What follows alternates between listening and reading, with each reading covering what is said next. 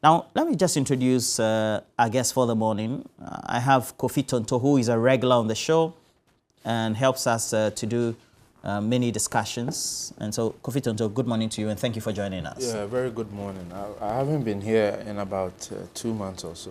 Oh, really? Yeah, it's been that long? Yeah, okay. I think so. You decided to be away? Oh, no. Other engagements, okay. And I've been traveling a lot. I think I've seen you on Metro, right? Yes. Okay. Yeah, I've also gone on. Good work you're doing as well. And thank you for joining us. Trying. And I must commend you and for the work you were doing in Mepe. I think I even sent you a message. Yes, you did. Yes, I was watching the two of you. Yes. Do you speak Ewe fluently, or you were trying? I speak it fluently. Oh, okay. You want to engage me? How can I engage? No, because it almost sounded like you were trying to speak. I don't speak it. So, okay, so the people in Mepe and then Bato and those places, they speak what they call Tongu Agave kind of. Oh, okay. So I speak purely Anglon. Then that explains it. So sometimes when you're speaking, you try to speak like them. So sometimes, sure. Then that explains why I felt like I was experimenting. Yeah, something like that. That's also fine. Yeah, it's all part of the conversation. Yeah. And then I have Eduji Tamaklo. He's a legal practitioner. Currently, he's the director for the legal directorate of the NDC. And Eduji, good morning to you. Good morning. I saw is in Chumuru. You lived in Chumuru before? Kratchi, okay. Yeah. Okay. And the water is my mainstay. So I'm deeply affected one way or the other with the spillage, more directly with relations around my feet, Dugame and the rest. And then, my people have been affected from Kratchi right to Kabete. Right to Germany, Kwando, Toko, you understand. So all along the banks to the very end. And as you can see, those are the affected places. All right. So now let's apprise you of the areas that have been affected. And so let us know that even though we have the main inundated areas elsewhere in the eastern Esojamai and then the Volta regions, it all extends from Esojamai through the various banks to the Anglon and Keta constituencies. We have also areas along the Volta Lake in the Bole district in the Savannah region affected. You should know that, so that we don't tend to concentrate the conversation around there. In the northern region, there's the Pandai district. Yeah. And then the Bono East region has Sene East, Sene West, and Pru East. I already have seen the Member of Parliament for Pru East also come out with a public communique asking for support or relief, just to complement what government is also doing, following the interministerial team. In the Oti region, we have Kratchi East, Kratchi West, Kratchi Inchumuru districts. And then in the western region, there's Bia East, western north region, actually, Bia East, Bia West. Wow. And you ask, why is it that far off? It's because we have tributaries of the Volta River all there. So in the eastern region, we have Afram Plains South, Afram Plains North. Esuchari is just down the road. That's Shayo Sudoku district. And then, of course, when we further come down, we have Adan East and Adan West district. In the Greater Accra region, Volta region, we have South Dine, North Tone, Central Tone district. And I have to say that it also extends to many of those areas. You go to the Anglon constituency and the Keta as well, because all of them have some, we have the estuary and then the tributaries as well. So, but let's have a report put together by Judith Brown with the latest. It's a sorrowful scene in Germany, located in the South Dai constituency of the Volta region. A huge portion of the community, with over 24,000 residents, is submerged in water. Residents have lost property in the flood, with homes and businesses submerged.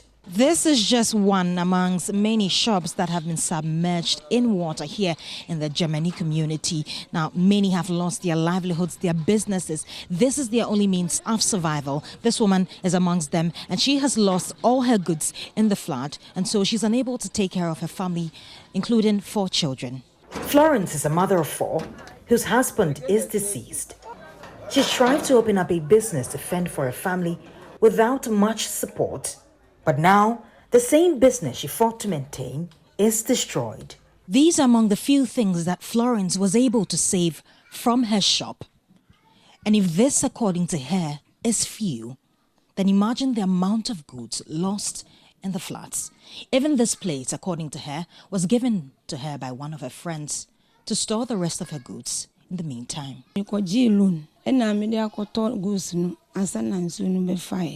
I took a loan to start my business before the floods, but I've lost almost everything.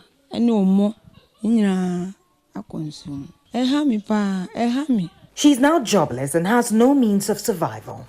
The water take my goods all away, and all the goods are spoiled, and the money too all gone.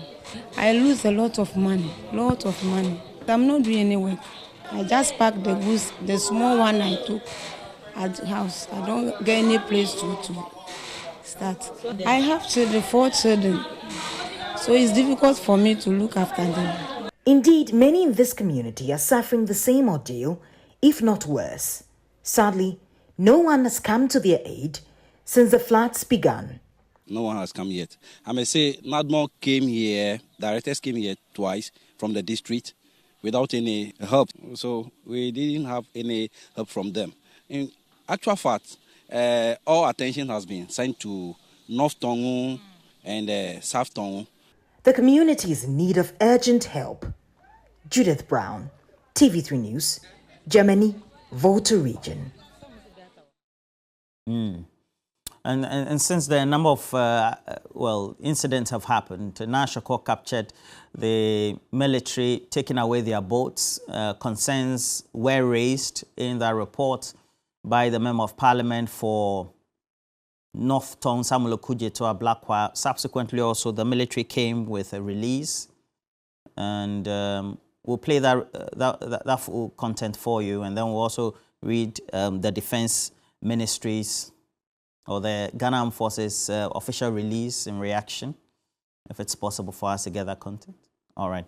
So we encourage you to do cash out. So cash out goes with a short code *439#, *439#, and then also *446# will enable you to take part in DEWA 539 Chop Money. And many of you are asking, it says that the Bagre Dam spillage also affected Upper East and Northeast regions. Indeed, we've had a number of incidents. I know that even before this incident, there were a number of flood incidents that were reported in Ketu South, etc. But this is the press releases, the press release from the Ghana Armed Forces in relation to their reaction to the concerns that were raised by the North Tongue Member of Parliament. Okay, so it's on your screens. It says that the Ghana Armed Forces wishes to debunk media reports and series of social media posts, especially on X, as they call it on Twitter, claiming the military personnel deployed to Mepe in the Volta region for humanitarian relief operations following the spillage of the Akosombo Dam have been withdrawn. The Ghana Armed Forces wishes to categorically state that the information in circulation is inaccurate and that the personnel have not been given any orders from above to withdraw from the Mepe or any other community affected by the spillage, contrary to social media reports.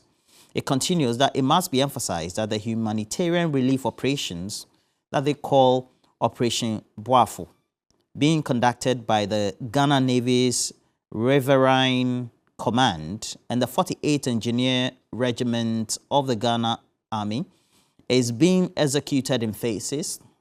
It says that as of October 22, the situation in Mepe has been brought under considerable control, and therefore it became necessary to urgently redeploy some personnel and equipment to other distressed communities around Bato and its environs, which were in dire need of support. It says, following the deployment of additional personnel and equipment to these distressed communities, the operations being conducted have been varied to suit the evolving situation.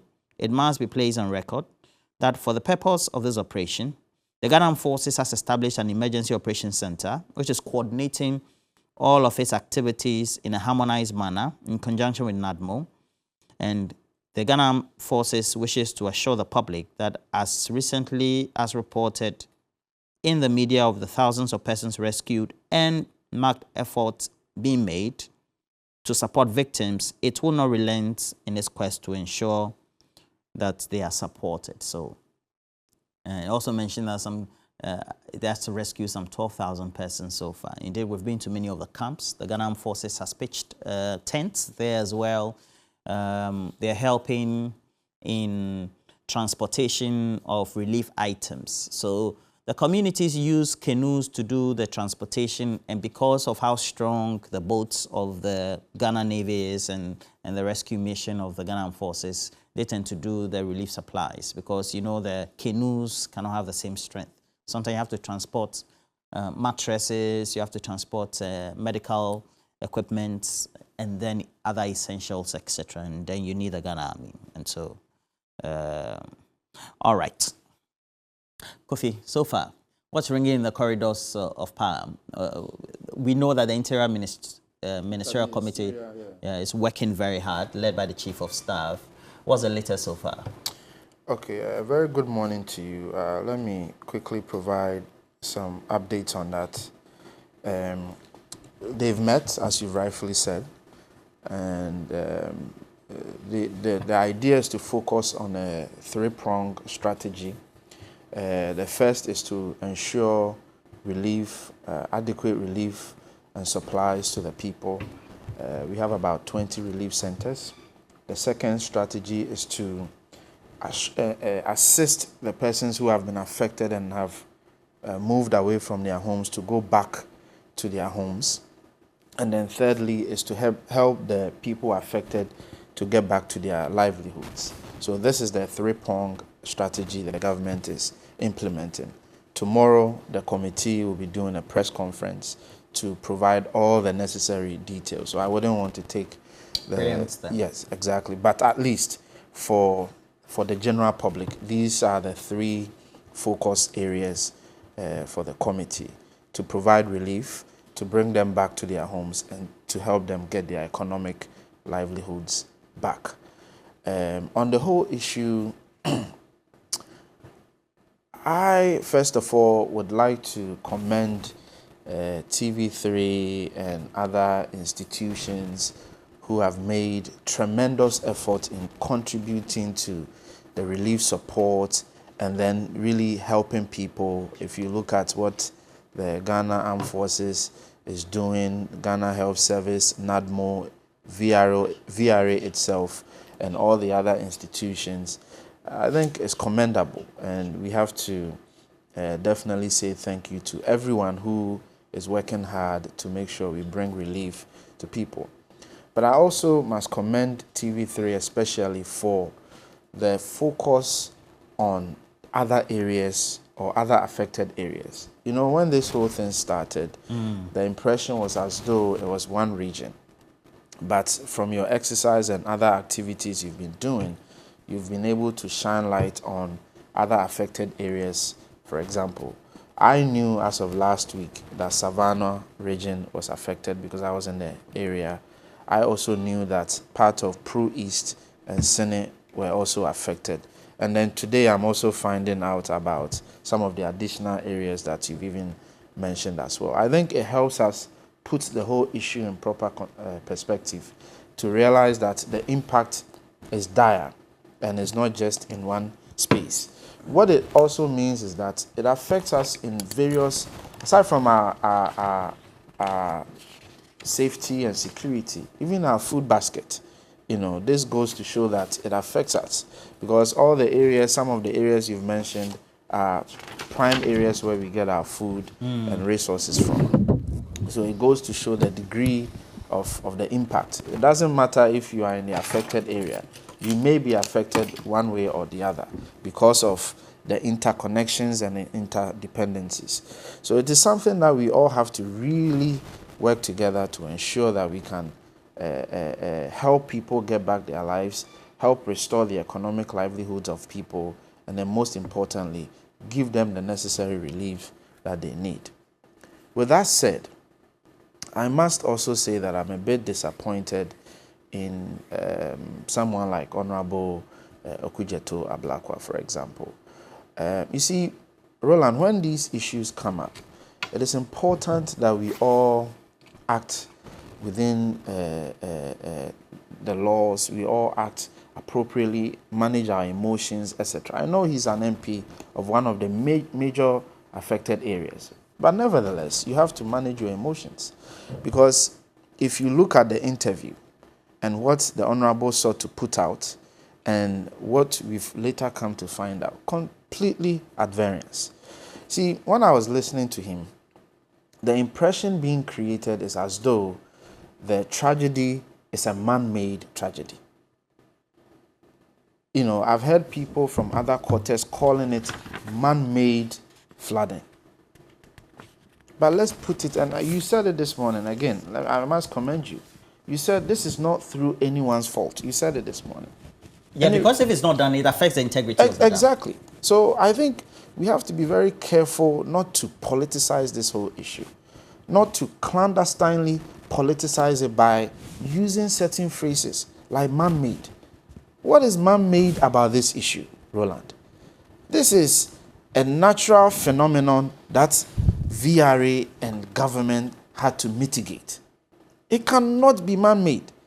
VRA is only stepping in to ensure that it doesn't go out of hand. Because if, for example, in the unfortunate instance, the dam is to break, the impact will go all the way to Tema and wipe everything in its way. That's true. So we have to be very careful when we say it's man-made, and then when you are listening to Okudzeto Ablakwa, you have deliberately, he said these things, like you have destroyed lives. Who has destroyed lives? He said those things in the video, that you have destroyed lives, you have destroyed livelihoods. You are sort of creating an impression in the minds of people that a government or a people has deliberately decided to destroy their lives. Is that what he said in the video? Well, you can play the video. Okay, please play the video. Play the video. He said you have destroyed, at the tail end of it. He said it. Let's play the video.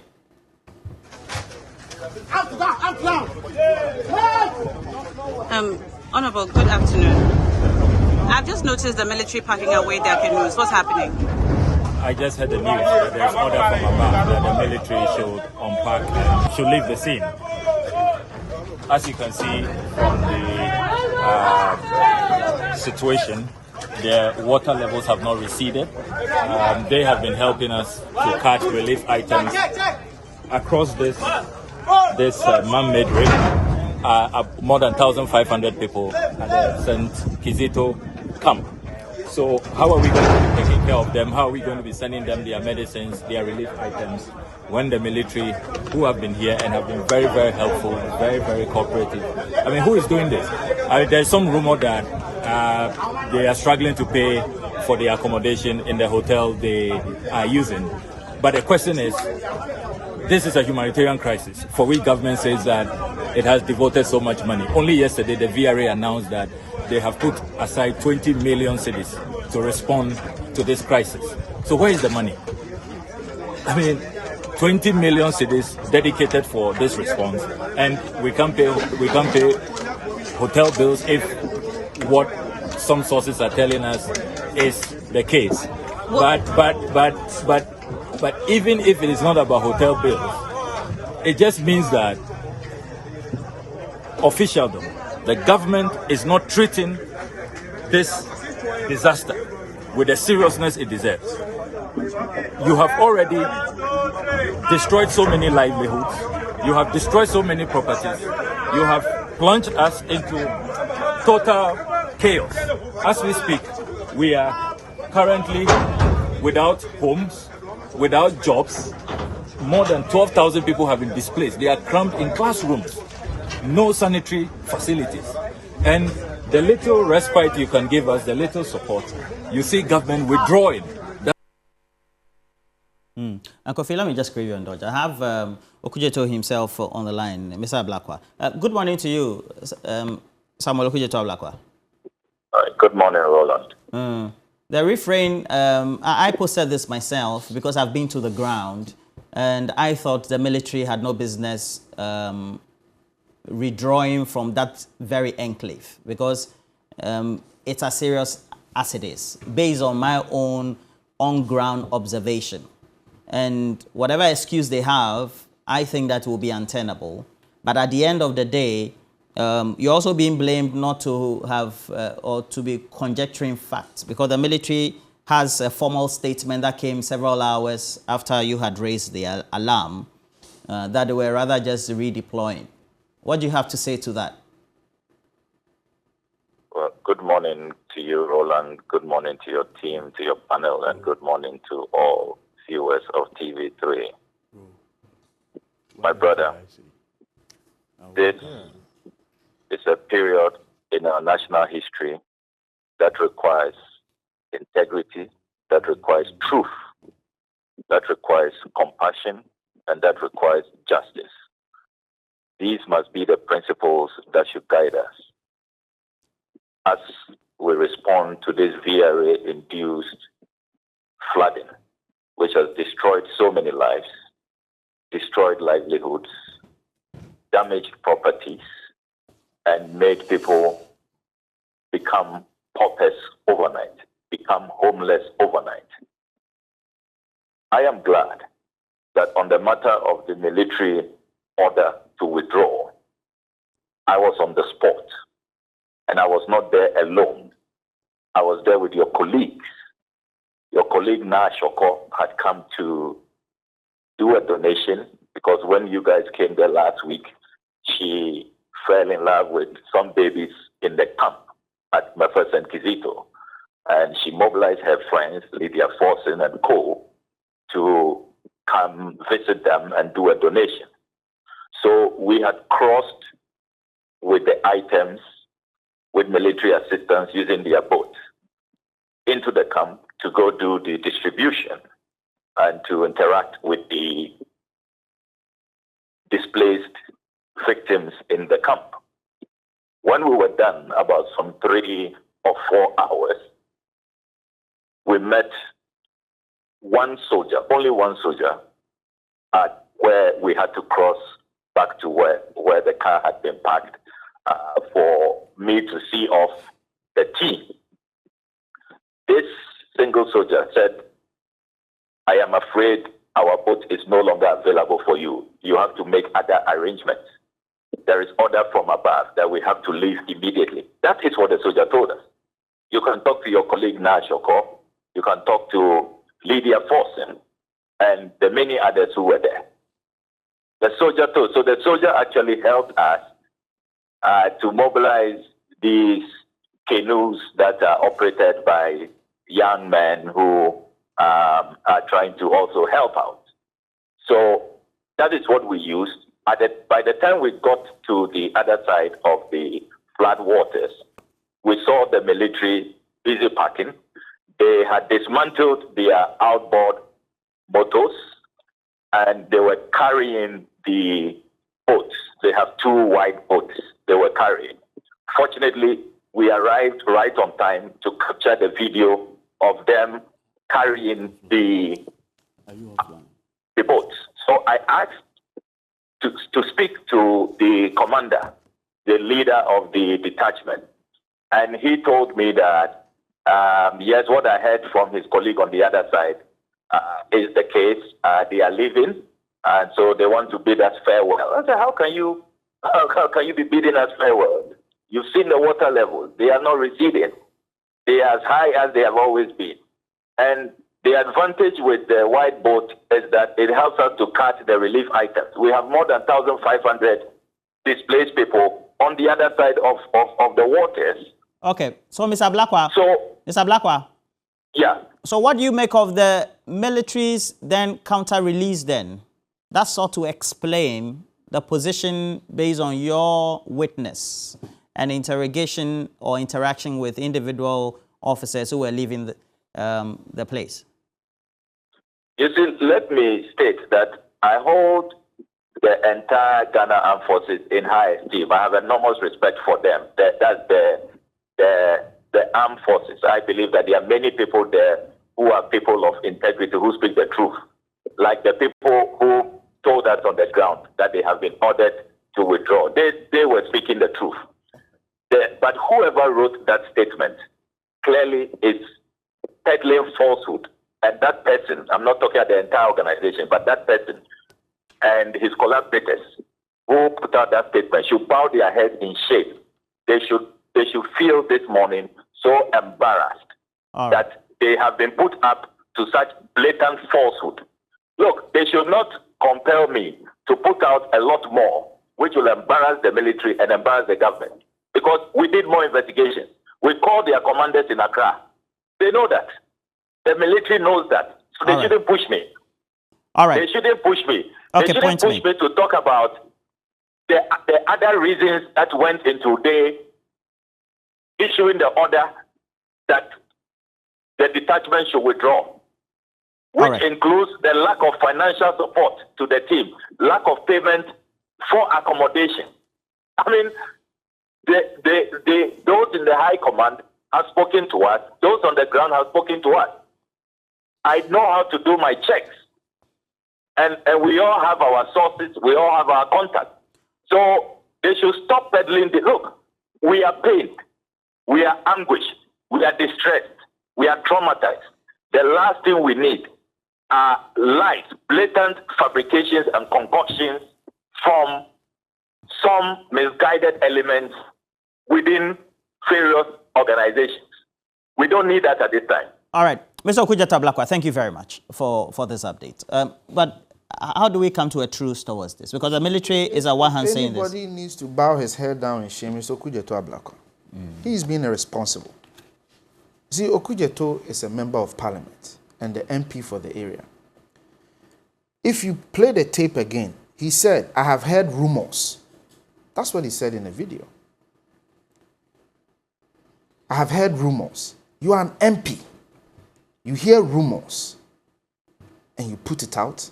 Is Okudzeto saying that he can't call executives at the Ghana Armed Forces?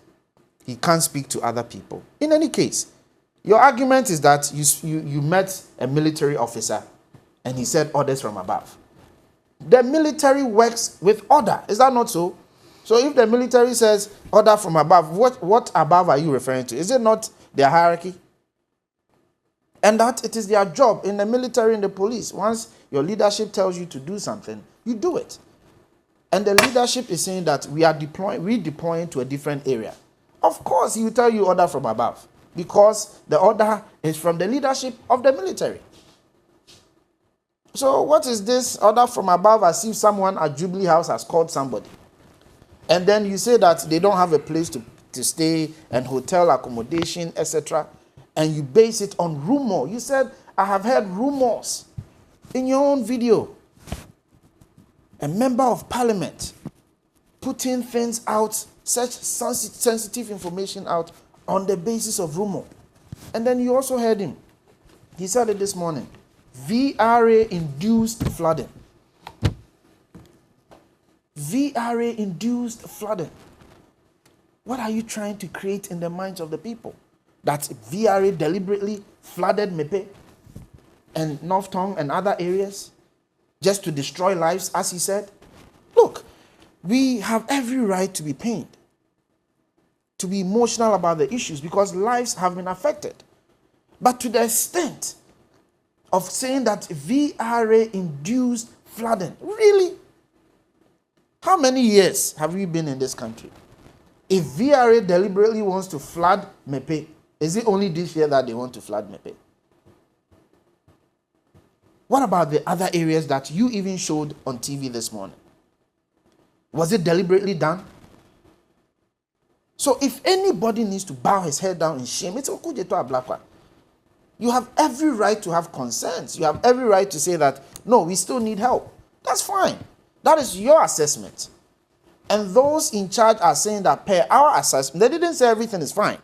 they said it has considerably calmed down and that they need to go to other more distressed areas. So why do you create the impression that nobody cares and people deliberately want to destroy lives and destroy livelihoods, and that the flooding was deliberate to destroy the people of Mepe? It's irresponsible. What's your reaction to this? The statement, what also Nashoko saw on the ground, and then, of course, I have also been there.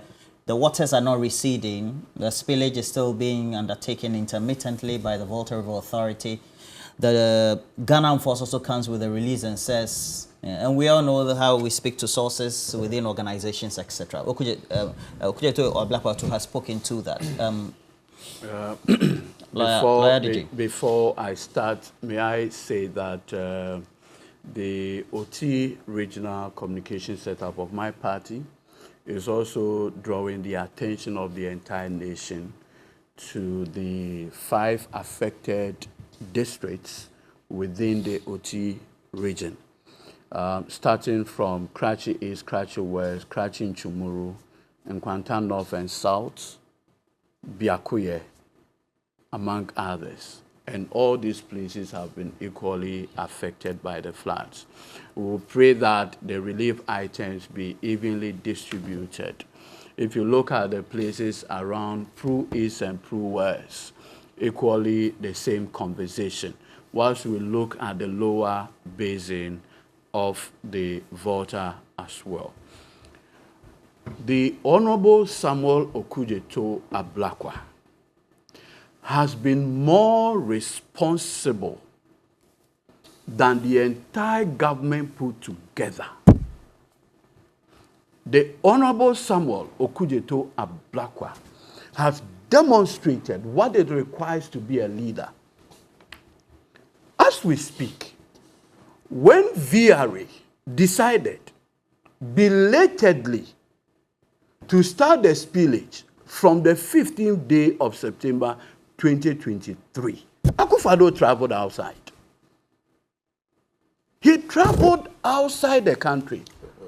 When the flood started and people had their properties submerged, he was outside. He never cut short his trip. Never. You put together a inter-ministerial team. I'll deal with that. Belatedly. The vice president, who was the acting president then, was campaigning for MPP votes to lead the MPP. The people in the affected communities were not among his priority until his boss returned, even visited the place before. He decided to now go and see what the issues are. These facts cannot be controverted. And if you look at all these duty bearers, the president, the vice president, ministers of state, and the Honorable Samuel Okujeto Ablakwa, who has been responsible. How dare you say Ablakwa has been irresponsible? Yes. People like this, what you do is to applaud him. I saw the yeoman job that he was doing on Saturday. In fact, I had to accompany a good friend of mine, Francis Bolu, who decided to distribute about 600 mosquito nets because the water is becoming stagnant. To the victims? Yes, it comes with its own associated, mosquito infestation, among other things. But you see, the question that we need to ask this morning, and viewers, indulge me, is whether or not the disaster is man-made. And I will establish beyond doubt this morning that it was man-made. Yes, that it was man-made. In 2010, the Volta River Authority, led by what's the name? Kweku Awotri, who was then the CEO, together with the Minister of Energy then, the respected Professor Otin Ejei, and the Minister of Interior, in 2010, when they did the spill, they factored everything in it, and they were extremely proactive. So you notice that in 2010, when the spillage happened, the devastation was minimized. That is responsible governance. Do you know what has caused this problem? is VRA's own negligence. And I'll demonstrate that to you. You see, every year, they are able to do what they call the amount of volume of water in the dam every year. So they have that data. By June this year, the volume of water as at the previous year had doubled by 6 times. So anybody who is proactive will know that by June, you have to start the regulated spillage. They didn't do it. Have you noticed that in all of this conversation, the VRA CEO has not spoken? It is his deputy. He has spoken. Oh, please hold on. It is his deputy, Kenzo, who is doing the conversation. Have you noticed that? Maybe it's just assigning of roles. Perfect. No, but I've heard him speak. Oh, please. He said he when you were hasn't talking, spoken. I kept quiet. I'm just you correcting. did even a rebuttal and all of those no things. problem. So, by June, the previous year's water, as at June, say June 2022 and June 2023, if you look at the data, the June 2023 amount was 6 times what was recorded in June 2022. Clearly, that was a red flag. That we're having unusual volumes of water this year, requiring that you take proactive measure. That is man-made. That is negligence. That is intentional. That is deliberate. How so? How do you draw that conclusion? The conclusion is that as of June this year, VRA, per its own data, knew that the volume of water was 6 times what they recorded the previous year. What it tells you already is that this is unusual. So now the first question is, how do you mitigate the unusual volumes of water as of June? Why wait till September 15th before you start the spillage? June, July, August, September. Imagine the volume of water within this 3-month period of inaction. These 3 months of deliberate inaction. That is what has created a problem. In 2010, it was done professionally. The level of incompetence that happened this time round has never been seen. And that is why if you look at the records, it will show you that what happened this time round is the worst in 60 years. The worst in 60 years. 1972, there was a spill. In the 80s, there was. 1993, there was. 2010, there was. Have you seen this level before? Never. But Eduji, the reality too is that at the time that those spillages were done, we didn't have many communities occupying within the lower channels of the Volta Lake. So in the 60s, none of these communities is a new settlement. Is Mepe a new settlement? Is Bato a new settlement? Fojoku, Togome, Dove, are they new settlement? Do you even know the place? My mother comes from Osramani. They have to be relocated to a new settlement now, about 35 communities. At that time, it was new. It was a new dam. So its own issues were different. I am saying that from that time to today, never has history recorded this level of destruction than we are seeing today because of deliberation, intentional negligence on the part of VRA. And you see, that is why I welcome the call by the minority for a probe into the circumstances leading to this. And if the data is produced, it will establish beyond doubt that public official duty bearers at VRA were simply negligent. And I told you something. Look, at the time 15th, when the spillage happened, where was your energy minister? He was in South Africa, correct? He was in South Africa. What's the point of this? The point I'm making is that in 2010, before the spill, energy minister, interior minister, officials of VRA were deeply involved because it was a national thing. This time around, they asked very incompetent officials at VRA to do this. And that is what has created a problem. Look, if the officials at VRA, they should put out there in the public, in the spirit of transparency, the volume recorded June 2022 as against June 2023. And by June 2023, it was clear that this dam, if you give it enough time, it will overflow. And therefore, there was the need for regulated spillage as at June and not wait. Because you see, the water just suddenly didn't get flooded in the dam. No. It was gradual. And it was somebody's responsibility to do the monitoring. Already, we knew that Bagri and Co. were pulling in more. And so anybody with conscience, a little bit of common sense, will know that the more volume, and it's simply mathematics. If you have more volume and you want to spill, it means that you have to spill more. But if it's less and you are doing the spillage regulated, it will be graduated. And so the impact will not be felt. In any case, VRA has a dredging unit with responsibility to ensure that the estuary and the other part of the district are regularly dredged. Okay, people went to sleep. Now, I think it's important I address this critical issue. Please wrap up on that one. I will. The military. You see, growing up, the level of reverence that we have for the military, it appears that under this incompetent administration, all reasonable institutions of state are being bastardized. The soldier who put his signature to that letter, excuse my language, does he see all other Ghanaians to be unreasonable? We saw your officers carrying the military boats onto a track. Within a space of 30 minutes, 1 hour, they started offloading it. And then you say, oh, initially it was deployment. So if it was deployment, why did you return it? Maybe because the MP raised a concern. But you have already given a technical assessment and come to the conclusion that you needed to what? Redeploy. What would the MP's comment also affect your technical assessment? What it means that it was, this whole letter is an afterthought. Complete afterthought. And you see, this government had been put into a PR overdrive after the irresponsible commentary by the president in front of the people.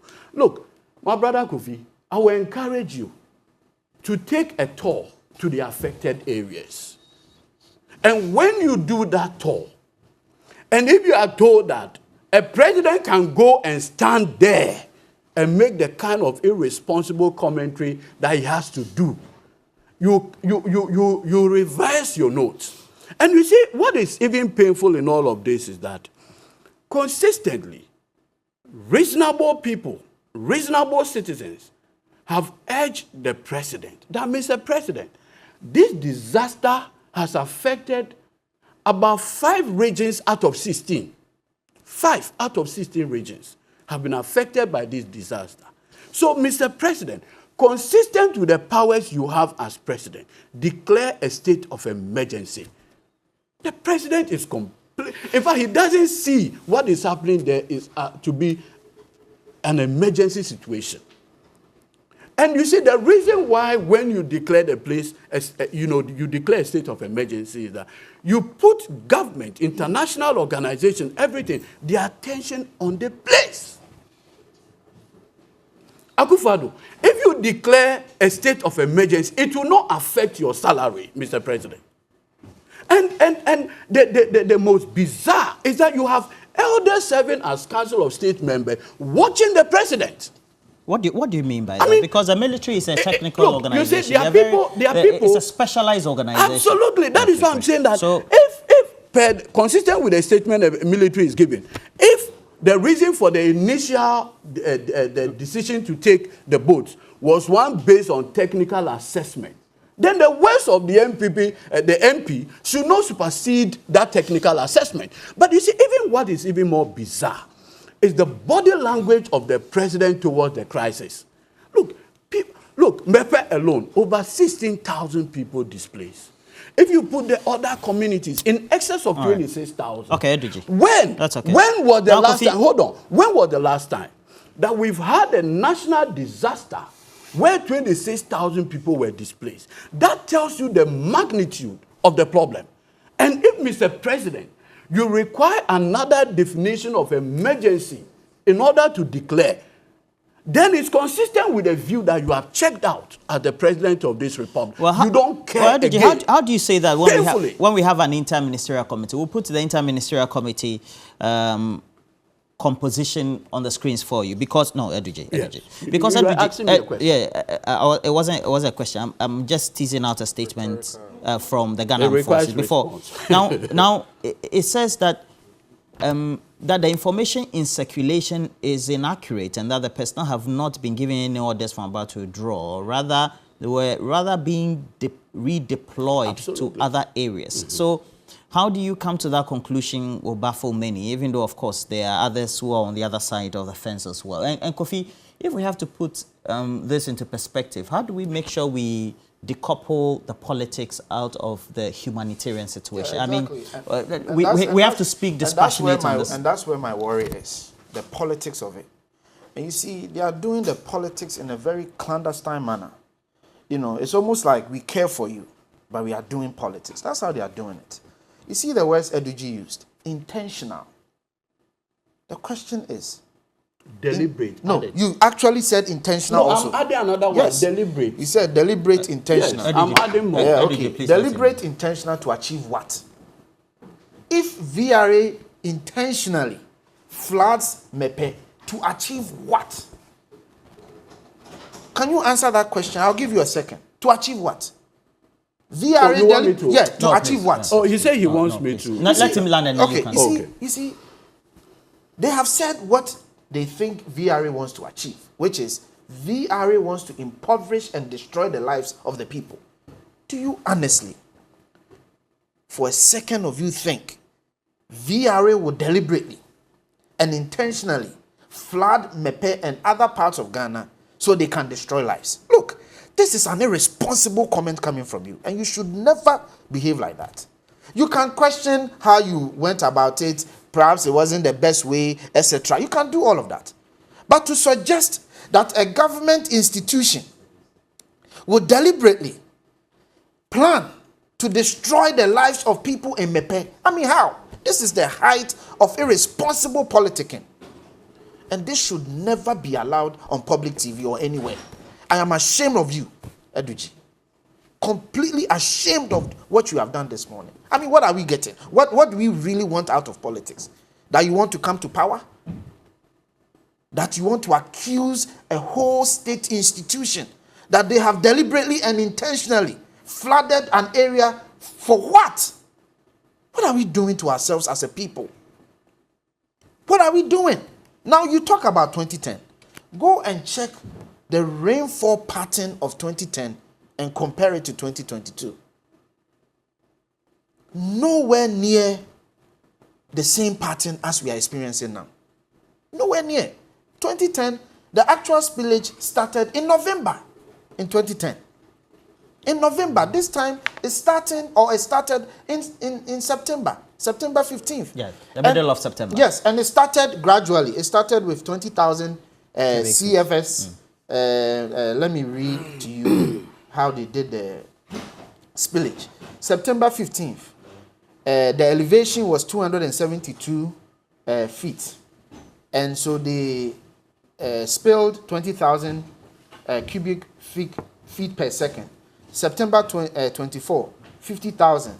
October 6, 70,000. October 10, 110. October 11, 183. Telling you that it was even sequential and gradual because they were trying to mitigate the issue. As much as possible, they were trying to mitigate the issue. And according to the VRA, the more they spilled, the more the water was coming because it kept raining. It kept raining. In fact, VRA has said that if they are to go about and spill as much as they have to spill, it will wipe out the entire Sogakope bridge because they would have to spill about 300,000 CFS. But they have had to manage it, and that is why it's been incremental and gradual, and they are doing 183. What are we doing to ourselves? And the politics of it. Let me. And the politics of it. Please let him. In fact, you've given him more time on this show than anybody. No, that cannot be He true. spoke, responded to a black one. This Ed- might only take on this so matter. please let him. We haven't ended Let it. me wrap up. You see, I don't have a problem if Okudzeto wants to raise issues. My concern was about... You think his issues are not genuine? No, I'm not saying they are not genuine. So what are you saying? What I'm saying is that if you have concerns, you bring the concerns about and then you raise it to the appropriate people. You don't raise concerns on national TV on the basis of rumor, which he said that he has heard rumors. He said he had spoken to key No. officials. He said that today. What necessitated the conversation today was the comment he made, was it yesterday or so, that he heard rumors. That's what he said. Now, on the president's comments, unless you want us to go and come back, if time will permit me. You see. No. Roland, Please. So I have this one from Nabo. Nabo says, Roland, nobody has to tell me that VRA was not negligent. I have lived along the Volta Lake up north. Indeed, I come from that area. Heavy rains up north this year had been experienced. Bagre Dam Spillage had been experienced. They should have known the water level will rise. But they knew. They have breached their own sense of duty to the settlement along the stretch.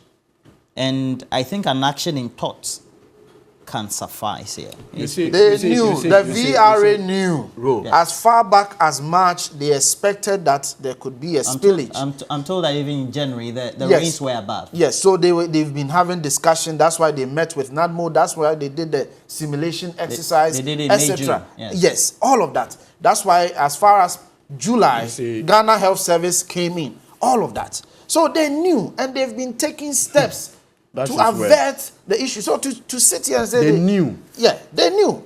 So you see, and they've been taking steps. Oh, calm down. What are you talking about? If even from your own premise, of course, if VRA knew, even by June, or even early this year, that they were receiving from the previous pattern unusual. Let's not please. Unusual VRA was water making into preparations, but if you listen to their announcement, they saw change in the rain pattern. It was later in August that they saw that the degree. That was too late. They've explained everything. Look at this. What? And you are saying I should be ashamed of myself. They are saying that they've been monitoring since the beginning of the year. Of course. Then in August they saw that challenge. Unusual. No. Let me finish my point. Please let him make his point. Please. VRA knew of the issue. Explain. And they were monitoring the water pattern. At some point, it shows that we are going to receive high rainfalls. Sometimes it shows that it is average. Sometimes it is above average. Because when you are monitoring the weather, it changes. It changes. So what is this thing that you are talking about? They just sat there and didn't do anything. All right. Can I make my point? Yes, please. You see, so even I think we all do agree that the water levels by beginning of the year, everybody gets to know. And so that is when you needed to be proactive. If as at June, and I want to maintain the June for reference, it gives you a platform to look at the national average, the baseline. As at June, the water level in the dam was exceptionally high compared to the previous year, June. So what it tells you as a duty bearer is that it requires proactiveness. You went to sleep.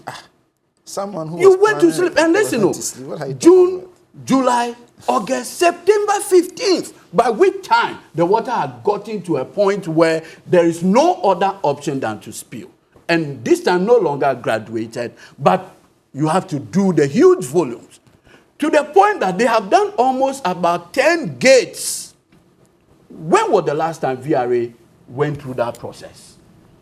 And so the point we are making is that it was people's responsibility to have acted earlier, to spill earlier, and not wait till the water get to the point where the only option is a spill. You didn't just and say this that, is what has created the problem.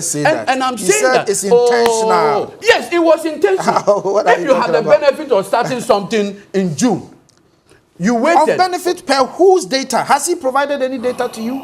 The known data that we have. Where is the known data? Provide the known data to me. Where is the known data? So you have deliberately decided to. Where is the known data? Where is the known data? Please. I want the source of the known data. And you see, the other thing too is that. What are we talking about? Before you do a spill, you dredge the lower basin, correct? Because you know that you are going to put unusual high volumes into the same point. You don't have to. And you see, once water moves, it carries with it sand. And so the tail end where the river enters into the sea is going to create a problem. Inaction. And you say this is not deliberation. This is not irresponsibility. What else is it? And relative to, you know, the response from government so far, the evidence is there. This one is Rex Issa. It's there. The thing speaks for itself. That duty bearers who had the opportunity of doing the right thing decided to go and sleep. And as for the letter from the military, it's regrettable, it's an afterthought, it does not speak of professionalism. What are you talking about? The military that we've always known decided to bastardize every institution in this country. Is one that accords with the highest level of professionalism. And you see, thankfully, there is video evidence. Can you imagine that there was no video evidence of they carrying the boats into the track? These people would have even denied that. But thankfully, these videos were taken by independent people. I saw your own, Na, taking the videos. And I'm sure Na is reading the statement, is asking, what is the military talking about? You have already moved the things into a track, a moving track. The soldiers were there carrying it. The MP goes live, makes comment. There's a total backlash. You do a U-turn. Instead of being apologetic, instead of demonstrating remorse that you are not thinking right, you want to gaslight the people instead. And you are saying that we should be ashamed. We should be ashamed. Oh, yeah. Completely. The duty bearers. Your vice president, who the president left Ghana for, but chose to go and vote for MPP delegates. The vice president didn't go to vote for anything. He didn't choose to vote for what? What are you talking about? The man was campaigning for votes. What are you talking about? When the president left him, is that your response? Look. Are you saying that the vice president, at the time of the flood, was not campaigning for votes? Okay, so I have this message. I have this message from a known security expert who says the jury is still out there on the timing of the initiation of the controlled spillage on the 15th of September. One could argue that the VRA could have started the spilling earlier and the water seeping into the grounds in the affected areas would have been controlled if they were started earlier. All right. You see, my brother. Then Roland. You see, it is why do you want to fight common sense? No. You don't determine common sense. You don't determine common sense. You don't determine common sense. You don't determine common sense. Taking out earlier action that you have failed. Gentlemen, let's not degenerate into that. Please. Allow you to come and sit here and make yourself an expert. To make yourself an expert. The two of you, please. Off camera, you tend to talk. I have demonstrated here that if you look at patterns, cyclical, the patterns, what is not in doubt that there was unusual volumes this year requiring proactiveness. How do you debate it? All right. So my question is, and this one is coming from Kuntiyaba Daniel Hazel, who says that my question is that the only personnel, are they the only personnel in canoes the Ghana military has to extend for redeployment? To withdraw military detachments from Mepe to other areas in this situation? More so, don't we have our own military undertaking various missions abroad and then also various security operations even in country? The excuse of the military cannot be countenanced. What is he saying? That we should take people outside of the security And then this zones? One is coming from Romeo Akao, please. Some of these things, we have to educate people. Yes, please. So the military at the territorial borders of the country have a purpose. Yes, What are you talking about? Romeo Akao says Kofi Tonto should rather be ashamed of the president who passed irresponsible comments at a time he was addressing people who were in distress. Does he need to defend everything? And then we have this one from Wisdom Lechu, who says, if you look at the extent of destruction along the communities, is the VRA saying that the rainfall pattern in the early part of the year couldn't have given them hindsight that by the third quarter of 2023, disaster would have struck and so should have spilled early? The jury is still out there. I have this one from Osafo Ankra, who says, Mr. Kofi Tonto is choosing to attack Eduji than to speak to the issues being raised by the latter. From the narrative so far, the VRA, from a layman's point of view, erred. A layman. Now, I have also this one, says, the Apipa irrigation dam is also usually full, and then the one in Georgia is also getting full. Very soon, the spillage will hit the south and north of Ketu, and that is a concern. Let me just raise a couple more, and then we'll take a... Okay. Master Planner Junior Kintampo, you are saying that there's no sound from our stream. We apologize for the difficulties you're having in our stream. Sampiale says, perhaps we should have controlled the COVID crisis because the president took the center stage by his weekly fellow Ghanaians broadcast. Or the issues are not the same because all of it are all disasters. Okay. This one is even man-made. Alhaji Hamza says, please tell Mr. Tonto that we are more disappointed in him than Okujeto Ablakwa. Kofi should provide us with the evidence to show the military has moved from Mepe to the other areas. When the alarm was blown, they redeployed or decided to stay. Does it mean that where they wanted to go earlier, there was no need for that? All right. So we have others coming. Prince Henry says, okay, the difficulties that are being experienced by the communities should rather engage everybody and for us to have a conversation about providing relief. The blame game should stop. All right. So we have some difficulties on our hand. Now, as we wrap up, again, we have to tell you that we do have a relief fund that has been set up, etc. But we also do know that Professor Stephen Ade, you know Professor Stephen Ade? He had been raising concerns. You've seen some of the concerns he's raised. Well, what do you say to that? He said there's extreme... You want us to go to that? Oh, okay, we just sure, talked some sure. He said there's extreme corruption in the Kufado-led government. Roland, I had a conversation with you the very first day I came on this platform. Yes, please. I'm not sure if you recall. Okay. That the very first day I was coming here, and I sent my flyers out. Someone said to me, but why are you going to TV3?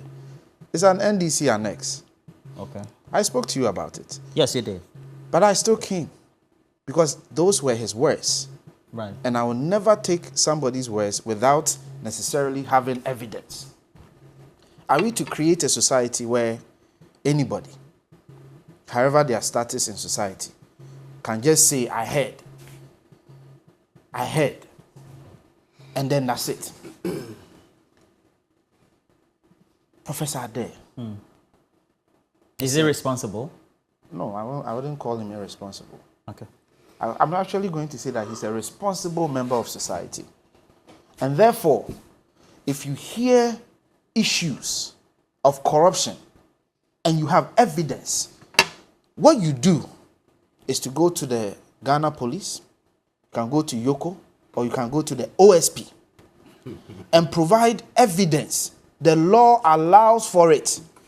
That if you think someone or you know that someone is engaging in corruption, what you do is to go to the appropriate quarters. But to sit on radio, sit on TV, yes, and say that I heard that X, Y, and Z, just to malign people, I think it's inappropriate. Now, I know for a fact the Minister of Roads and Highway has written to Yoko to investigate this issue. Oh, you mean his comment on the road content? Yeah. Oliver, please get the content ready. The minister, so that perhaps our viewers the minister has written to Yoko. So I'm sure Yoko will call Professor Ade to substantiate his claims and to provide evidence for what he's saying. I think, Roland, we have to get to a point where it's not just enough for people to come into the public space and put out allegations, attack people's integrity, destroy people's lives and their livelihoods. Are you saying Professor Ade, a distinguished member of our society? Yeah. I'll call him a statesman because of course. he's distinguished Certainly, himself. he's very responsible. He's a known ardent, I'll say, sympathizer of the Akufo-Addo-led government. Of course. It doesn't stop him from providing... You said today he's lying. What did I say he's lying? Roland, what did I say he's lying? Okay, so what do you mean invariably by that? Invariably, what I mean by that is that the law says if you see someone engaging in corrupt activities, there are appropriate quarters, you have to go. You don't just come into public space. I haven't said he's lied. I am actually holding him accountable.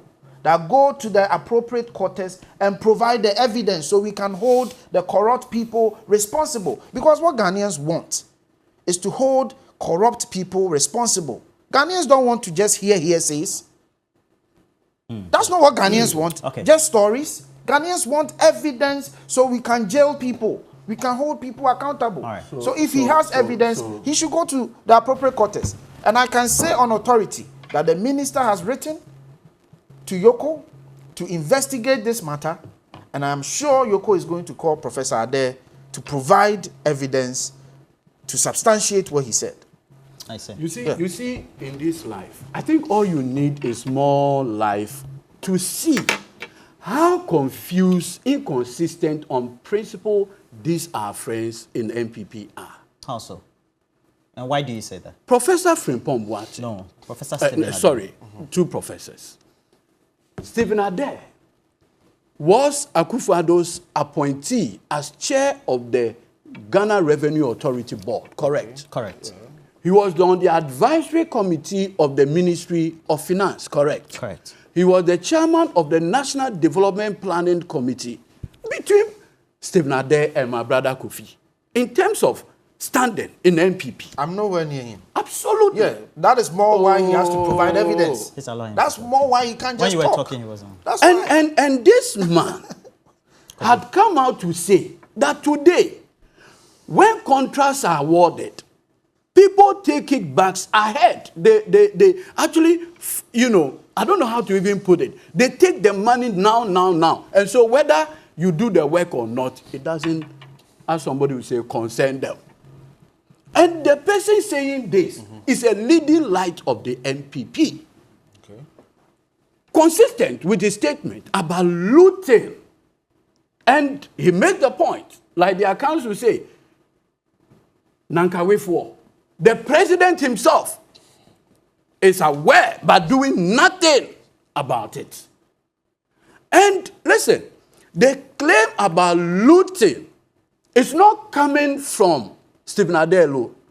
One of the major contenders, a person who can likely take over from Akufo-Addo as the leader of the NPP, Kennedy Paul, has said that today in the NPP, government officials are looting public funds like there's no tomorrow. He has come out to debunk. Please. He has come out. And he said that. And he never said that. Why are you he has doing come this? out. Why So don't cite that. Don't cite that. No. You are going to cite you are people, not cite them becoming correctly. unruly. You are becoming He was on unruly. tape, video. Yeah, but he's come out. He To says, deny what he said yes, is not true. You haven't heard him? Oh, forget. Was it- even was it Peter, Dr. even out. Peter, who worked with He's Jesus come for out. many years, denied him 3 times. As for Ken, allow it.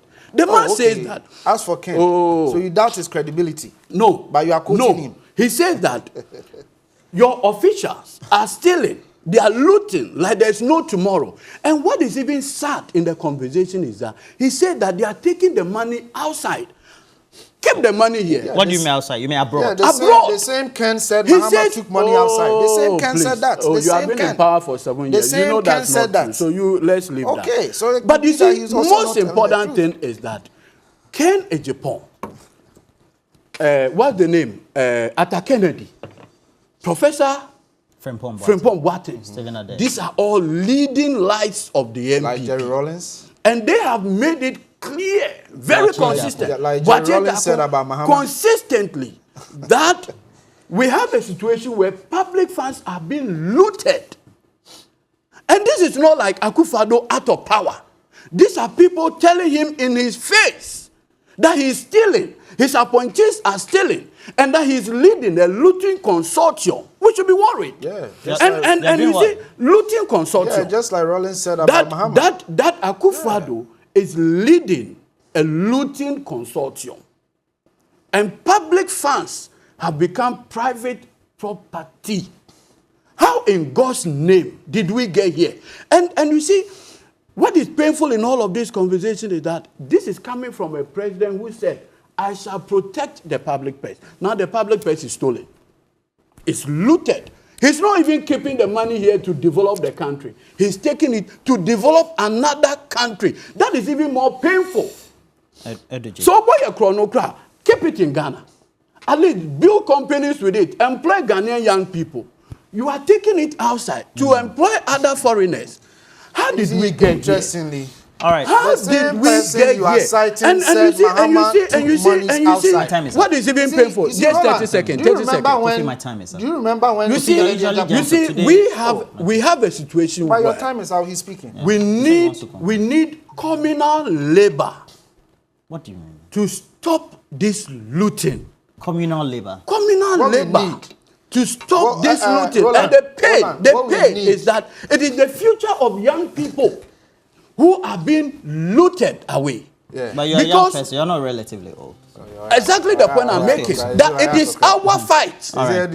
It is our fight. And Kofi knows it. Kofi is disappointed. Okay, this morning. Please, it's okay. Kofi is disappointed. Please, let's have some peace. Let's have some peace. Edwin Tamaklo is a legal practitioner. And are you going to court today? Yes. Okay. And I have to go and look for daily bread. Kofi Tonto, thank you also for passing through. And heated debates, but also very dispassionate in some circles. This one is coming from Dakla. Dakla says, it is unfortunate that my people continue to defend the position of our government. And then let me read Master Planner Junior Kintampo. He says, Kofi Tonto, I really admire your communication style. Keep up the good work. God bless you abundantly. And then let me thank you for the communication as well. Only MPP comments you read, or some No, I've read a couple. Oh, really? Yes. This is the only one I heard. Albert Fia says, Roland, forgive me, but having read the Japadia document, I have observed the leadership offered by... Roland, on that. So I saw a post on Facebook. You mean my post? Yeah. Okay. Quite unfortunate. Suggesting. Roland parading a document without source. Deep coup. I made a post. Deep coup Ishmael at WAO traffic light. I strongly believe the spillage by VRA couldn't have been anything else but deliberate. Now let's do cash out. As we're ready for cash out, we have to inform you that Johnny Hughes is out with a 3FM getaway team. And he'll be back shortly with Johnny's bike. Kofi Sika, if we're ready for...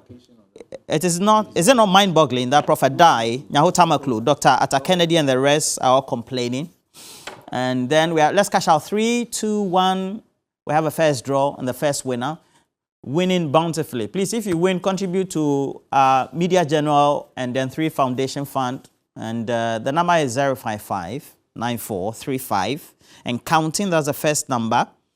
And then Akosia Santowa Kisi, good morning to you, as well as to the rest of the family, your husband Ebenezer as well. I love all of you as a great family and great friends. And then also, are we doing a second one or we're not? We're not doing a second. Okay, so Andy Agble, you said, does the military have only 2 boats in Ghana? So we have to say. We're taking a break. We'll be right back.